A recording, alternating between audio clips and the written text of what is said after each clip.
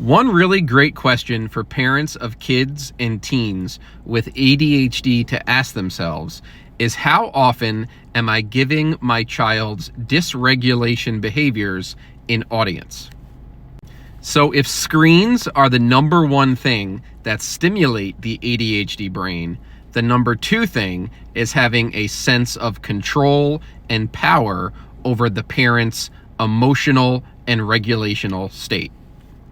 Many parents often find themselves in the trap of the mindset of thinking, how do I get my child to do the task?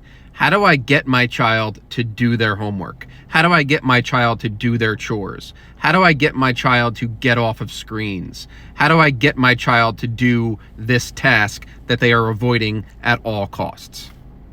The most important thing to remember is that you simply do not control your child. And if your child has ADHD and they sense that you're trying to control them or you're trying to get them to do something in that moment, their natural instinct is going to be to avoid and argue and do what they can to gain a sense of power and control over the situation. So anytime the child senses that you're trying to get them to do something or you're trying to control the situation, it's going to be their natural defense mechanism and their natural instinct to not follow through. They're drowning out that parent's voice and trying to maintain some sort of sense of control.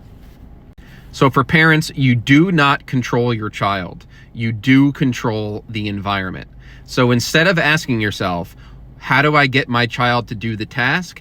You can ask, what is my child doing instead of the task? Are they running onto their phone? Are they watching YouTube videos? Are they playing video games? Are they doing something that is keeping them from doing the task? And it is your home, your environment, your Wi-Fi, your electricity. You can remove any of the distracting things that they are doing that are keeping them from doing the task. You can take the phone away, the computer away, the screens away, and then you walk away. You take away the things that they're naturally doing, and then you remove all language. You remove that audience. You walk away from the dysregulational behaviors and you allow them to just naturally and organically do what they're supposed to do without all of that language and all of that verbal prompts.